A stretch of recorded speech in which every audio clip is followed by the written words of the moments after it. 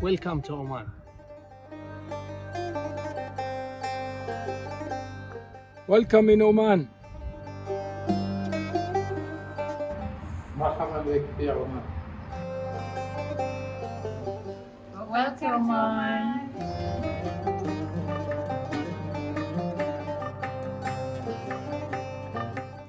Welcome to Oman. Let's talk about visa for Oman and if you need one to visit this desert paradise. The short answer is yes, unless you belong to the GCC countries. Now, it used to be the case where you would either get it on arrival or apply for it beforehand in embassy. Now, it's really simple and all you need is an e-visa, and I got my visa within a day. Super simple, and if you have any questions, do get in touch. They're really quick and very responsive. Let's talk about everyone's favorite topic, money. Now, this is the currency of Oman, and it is really colorful and it's really beautifully decorated. I really like it personally. So it is one of the three strongest currencies in the entire world. So much so that a single real will buy you 2 British pounds or 3 US dollars. I feel a little poor here already. So another interesting feature about the currency in Oman is that it is not divided into 100 paisa. Instead, it is actually divided into 1,000 paisa. So you will also get these currency notes, like this one is for 100 and this one is half a real or 500 paisa. And for that reason also you will see prices coded in 3 decimal points, not 2 decimal points. So now you know what currency in Oman is like. ATMs are quite easily available. So I've used Bank of Muscat and Suhoor International, who didn't charge me any transaction fees. And also you can make card payments pretty much in most places. There are a few small restaurants when you go out of bigger cities where they will take cash, or if you go to the desert they will ask you for cash. Otherwise you can easily make card payments. Contactless payments are also very common, and ATMs are pretty much available in most places, anywhere where you have a little bit of a population. But for the desert and for places like Jabal Akhtar or other spots where you have like small villages, I would definitely recommend keeping some cash on you. So what's the best time to visit Oman? Now, Oman is a huge part of it is desert, so I would recommend doing the months from November to sort of early March. That's the best time to visit. Around Christmas is the high seasons. I would avoid that because it gets really expensive and crowded. And the temperatures at this time of the year are absolutely perfect because except for one day when it was windy, I had an amazing time. Temperatures between 22 to 26, 27 degrees, which is the perfect range for me.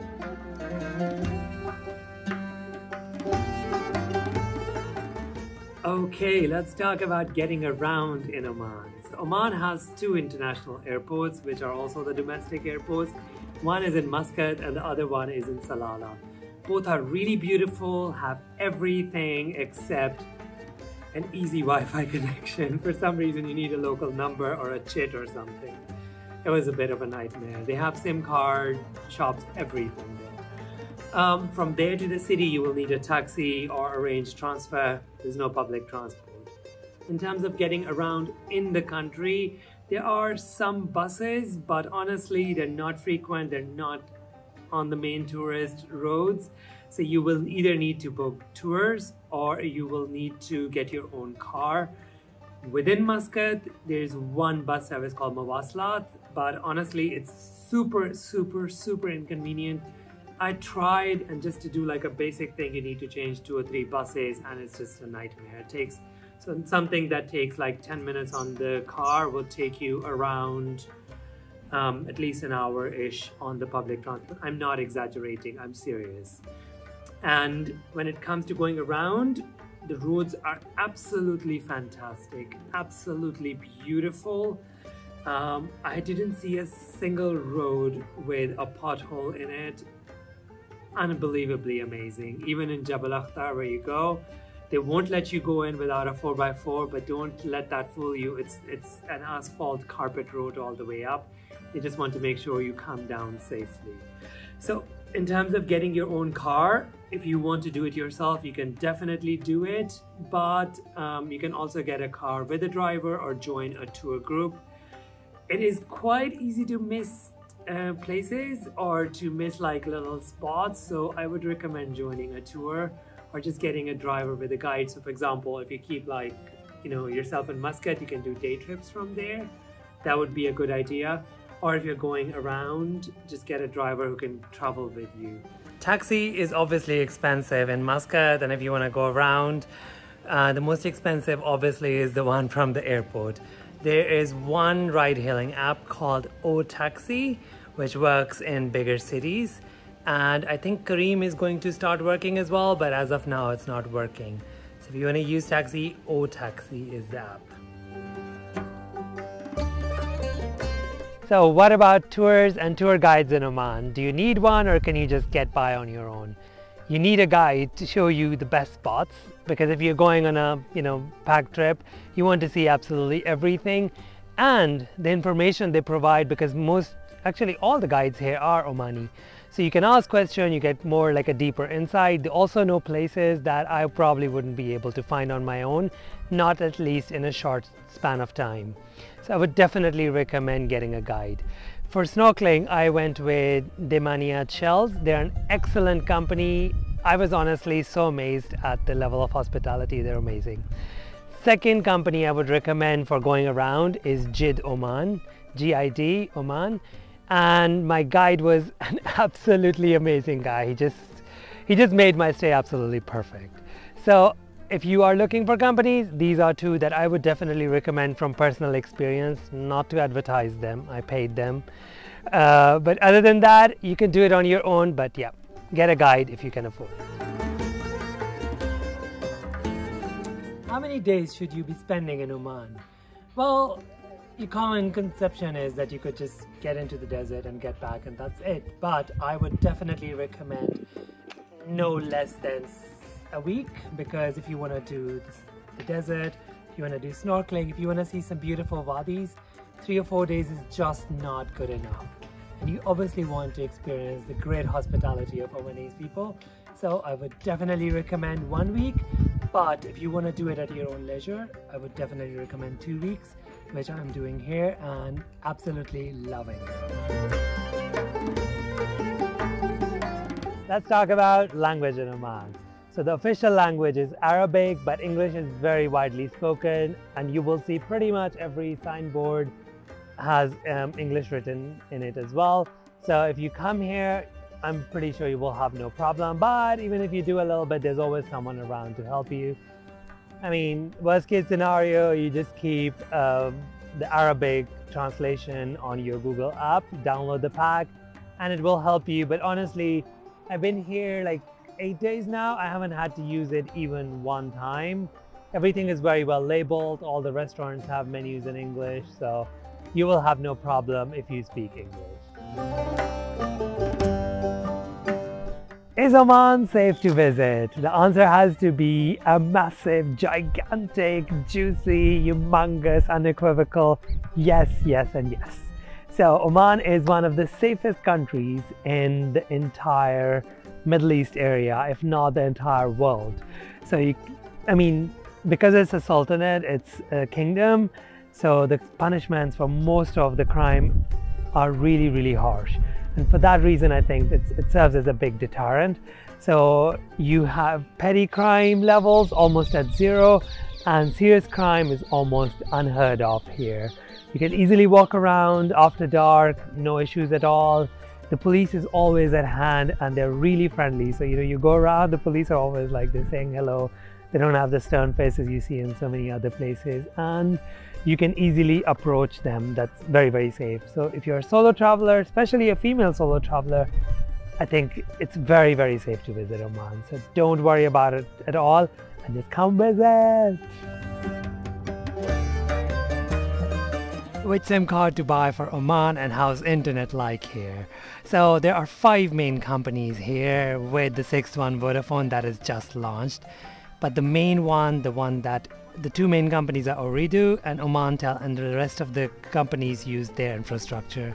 So I got Omantel because I was told by a local. Ooredoo is slightly cheaper, but Omantel has a lot better coverage, and you can get signals pretty much everywhere in desert, etc. Maybe not in some wadis, but generally you have good reception. Also, they have some packages that are geared towards tourists.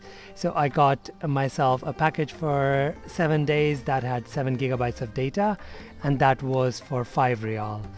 Internet is expensive, SIM cards are expensive here, there's no denying that at all.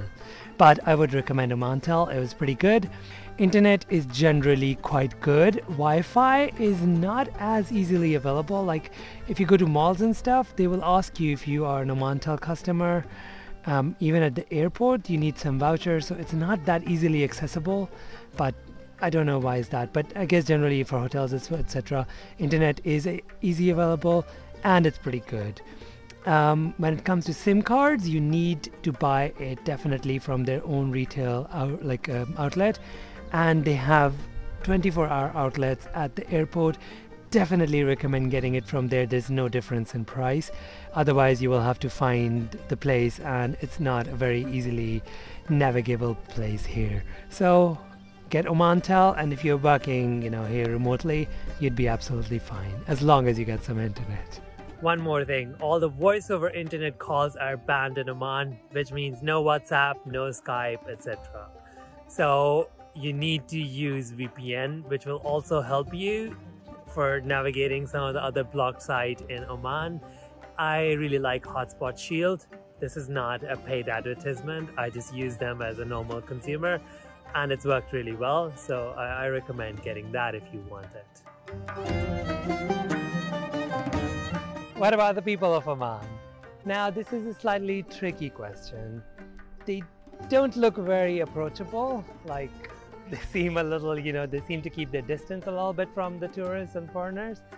But if you approach them, they're really friendly, nice, and they're very sweet, and they will try their best to help you out. In any situation, all the tourist guides I had were all Omani, and they were really nice and friendly. Super, super, super friendly and nice. So, like a massive thank you to all of you guys who showed me around. When it comes to coming in contact with normal Omani people, it is a little difficult because the socializing is not done the same way. I haven't seen many people apart from the malls. You will see some local families, but it's just not a culture where they come out a lot. It's not a beach culture. It's not. It's a little complicated to kind of, meet them unless you already know someone, and then, you could wade through your way.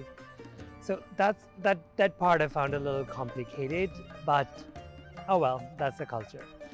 Another thing that I kind of found a little bit weird is that society is almost divided into two, the immigrant class and the locals, and there's no mixing. There's no intermarriages allowed. An Omani man cannot marry an immigrant. I mean, probably can, but not very easy. But an Omani woman definitely cannot marry an outsider. So it makes things very complicated, and there is a slight, hint of a more difficult life for the immigrants, as well as a little, dare I say, racist attitude, because I felt that a bit as well, because people do ask you, like, where are you actually from? So by that they mean what's your ethnic background, and also got this kind of weird thing that people think only if you're British you have to be white. So I think things will take a little bit of time to improve. So that's been my observation. Overall, no unpleasant experience. Super friendly, nice people. So a massive thank you to everyone from Oman.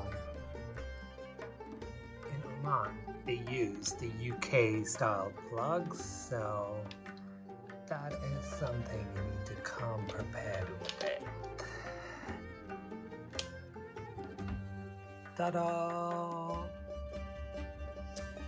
Unfortunately, you cannot drink tap water in Oman, and everywhere you go you will be presented with plastic bottles.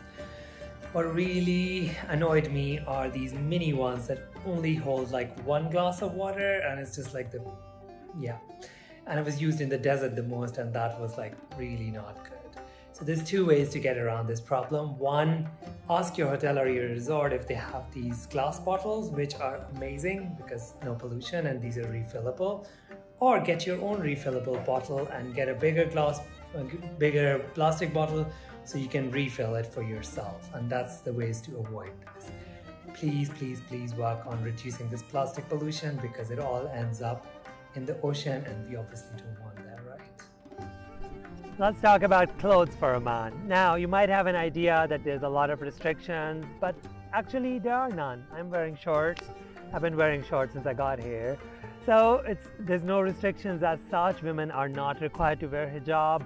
You can, wear shorts. Even women can wear shorts. It's absolutely fine, but I would recommend bringing some loose baggy clothes because if it gets hot, that's gonna be a lifesaver. And also if you're visiting anything religious like mosques or tombs or mausoleums, you are expected, actually I think you're required to wear something that is modest dressing.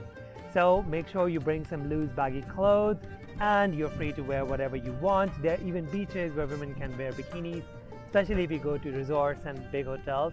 You can definitely do that. There's no restrictions whatsoever. Let's talk about a topic that's actually quite a non-topic in other countries, but it is here. Interaction with women.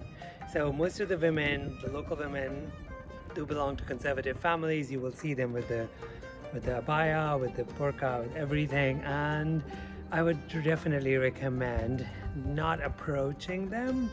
I mean, for simple things, maybe for information, but generally for anything other than that, it's considered really rude and you might get into some trouble as well. So never shake hands with women, never extend your hand, no physical contact, and if you get it, be very, very respectful. If you're shooting or picturing, always ask their permission. I would actually recommend just not doing it. So be careful with that and you will have a good time. Oman is a dry country. Not this kind of dry. There's no alcohol here. So if you want, you can buy the alcohol like from the bars in the fancy hotels, but in day-to-day life, restaurants, etc. do not have any alcohol. You can't buy it from supermarkets either. And if you go to the desert, etc., I don't think you can get it there either. So for a few days, take it a chill and don't expect a lot of alcohol around. This is Brown Boy Travels. I really hope you liked this video. If you did, please do like, subscribe and share. And do let me know in comments if you have any questions. You can also reach me on Instagram. I will see you in another beautiful destination in another video. Until then, you have a wonderful day ahead. Bye!